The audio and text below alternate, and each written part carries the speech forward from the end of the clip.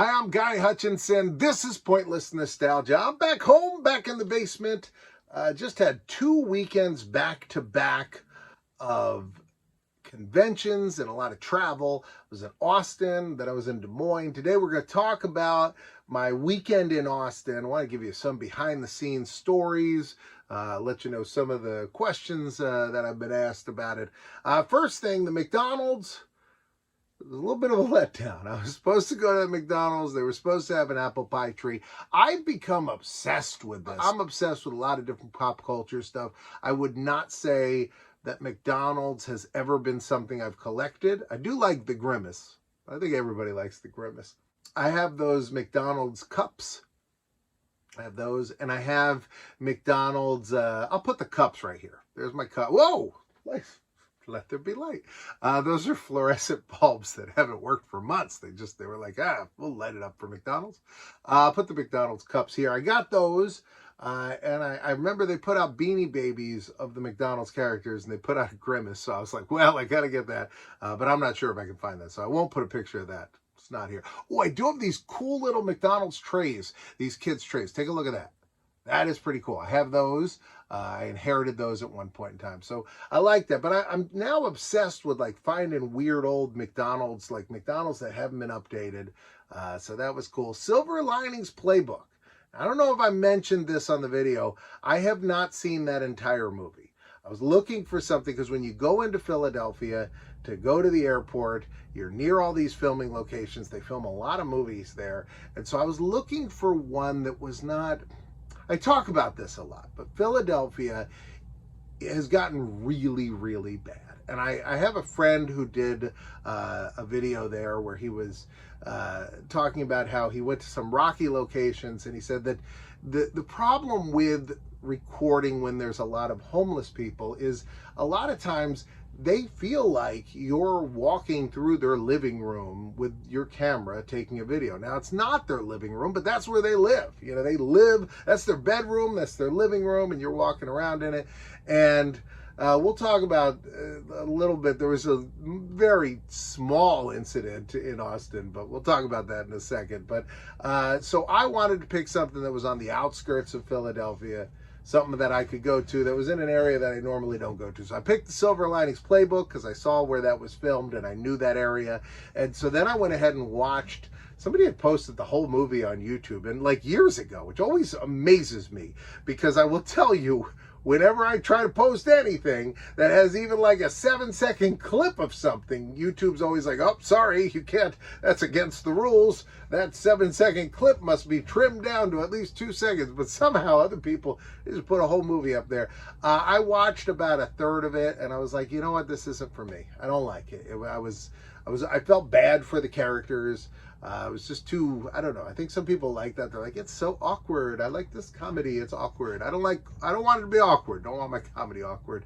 But big actors, well shot movie, kind of interesting track down, at least those 2 locations. Maybe one day I'll try it again. Maybe I'll get to the end. You never know.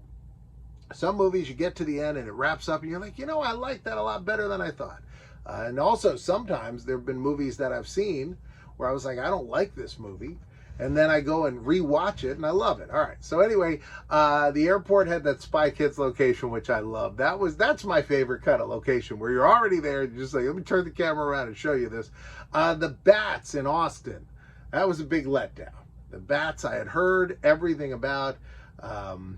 It was just disappointing. Yeah, and we missed it by like a week. Everybody was like, we came last week. There was a ton of them. Now they've started to migrate back. But everybody, my buddy Rob O'Hara had said, you got to see the Bats. You're going to see more Bats than ever. And so if you watch that video, Elgin was there way before me. And then I went to go over there. And it wasn't like when I asked about it, people were like, oh, you don't want to go. The Bats are already gone. They were like, oh, yes, go see the Bats. Very exciting.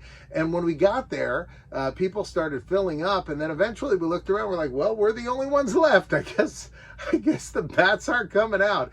That Nightwing statue that I walked over to, that statue apparently moves in the wind, somebody told me. So I wish I had reached up there and seen if I could move it around. We talked earlier about copyright stuff. Now, at the part where I went to the Whataburger, Jose is trying the banana pudding. And I know Jose watches, so shout out to you, Jose.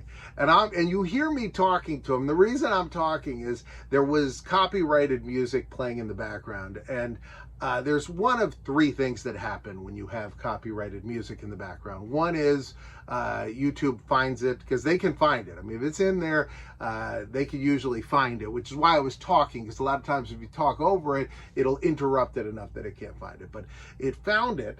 And they do one of three things. One, they say, hey, you have copyrighted music or material in there, but the copyright holder allows it to be used on YouTube, which is great. When they say that, thumbs up, very happy.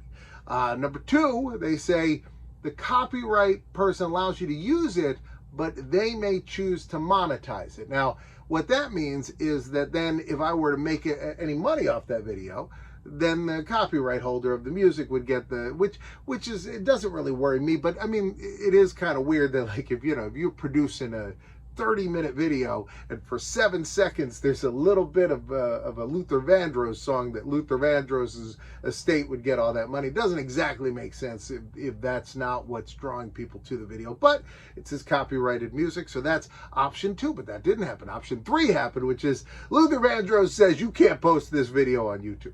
So I had to then take the video and I had to edit it. Now, I've had people ask, what's the deal with all the marching band music in your videos? That's what it is. So if you hear, I have found that the best thing to cover copyrighted music is just with like some local marching band music that I have. It just, so it's uncopyrighted, and you just put that, and it just covers up everything. So that's why, if you ever hear that, that's why. All right, let me give you this little bit of behind the scenes. So normally when you watch this video, like today, I recorded it yesterday, right? So I do one and then the next day you see it. But when I go on a convention, I always do 2 a day. And in the past, it has gotten very confusing. There have been times where I've done more than 2 a day, but I found lately, for my brain, it's easier to just, because if you go back, like when I was in Columbus, I did a video about Buster Douglas, and I went to part of it on one day, part of it on another day, then I put it all together. And I had in my brain, I was constantly like, oh, I got to shoot that, I got to do the end of this, I got to do, and I found it's easier for me to just get up in the morning, show you a bunch of different things. Now, the problem with that is the description, the title isn't going to tell you everything that's in there, but hey, it's like, the box of chocolates with Forrest Gump. You don't know, you just know, you take a bite, you're not sure what's going to be in there. So always bite my videos. What I ended up doing was in Raleigh, I did this, and then I posted the convention video of day 1, 2, and 3 of the convention. But each morning I had shot a separate video, which then I posted in order after that. And I found it was just too confusing for me, because there were points when I was walking around and I was like, we saw this yesterday, well, in the future, you haven't seen it. And it just kind of confused my brain. So I settled in when I was in Des Moines. I tried this in Austin, but I didn't upload them in the right order. And so now with Des Moines, I did it this way, and it's just the best way for me. I recorded a video in the morning, and then when I was done with that video, I was like, hey, box and bye-bye, and that was the end of that video. And then I recorded the second half of the video. I'm not gonna lie to you people, there was 2 in one day, but I thought that it worked better that way. And then I uploaded them in order, so that way, if I said yesterday, it really was yesterday. I didn't want to be saying. So anyway, that's what I've been doing. So hopefully that works. The thing about it is I'm there for like a weekend, and I want to walk around. I get up early, and it's not for you guys. It's for me. I like seeing all that stuff. So I get up in Austin, I got up when the sun came up, I was outside.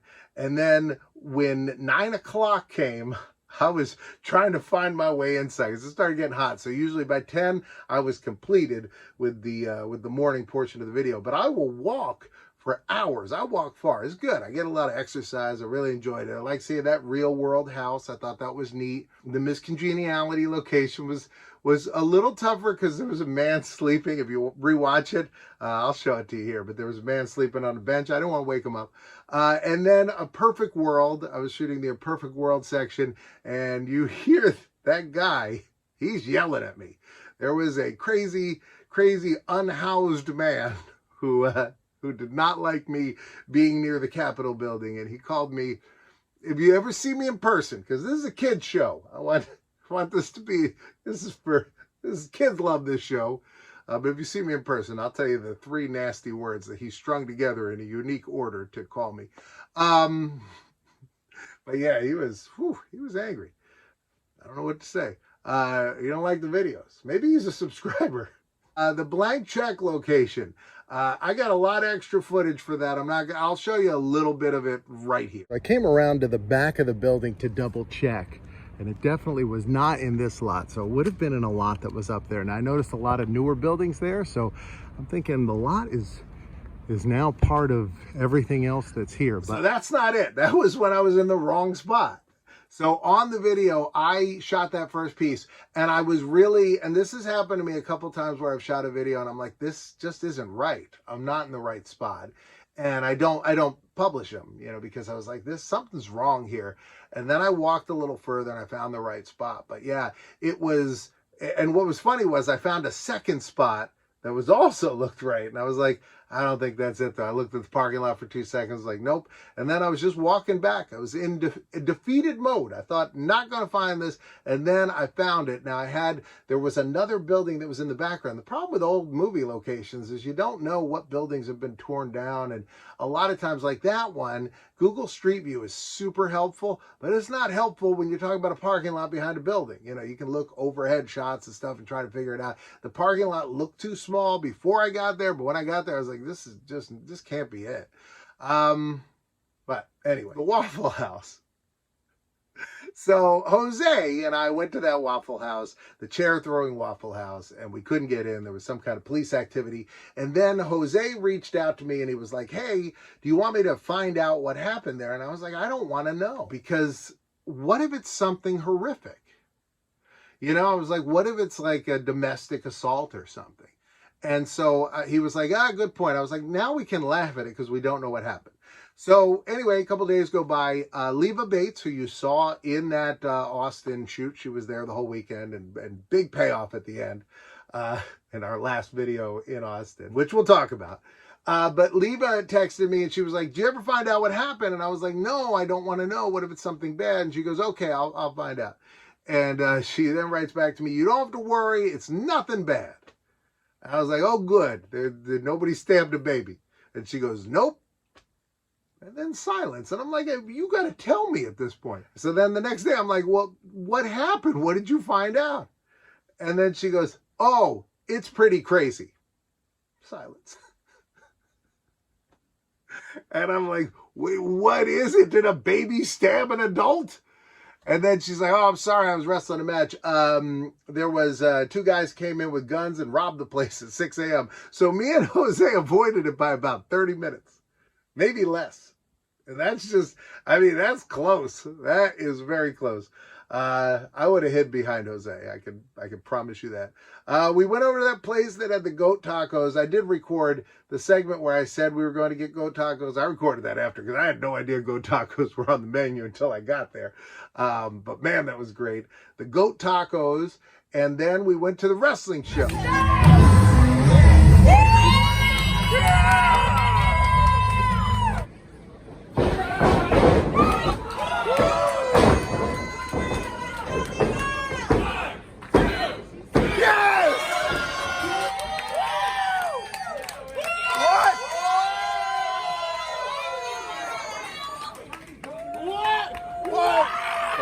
And I do have it if you want to know where it ended up. That's where it is now. But when she put it on me, and I was like, wow. And then after when I was talking to her, I was like, that was so funny. Why'd you do that? She's like, because I figured you're the only person in the world that wouldn't be grossed out by the fact that I was wearing it. It was in the ring. That other guy was giving me a headlock. It was on the mat at one point. I was like, oh my God, this thing has been around. But it smells terrific. Scooby-Doo's happy to wear it.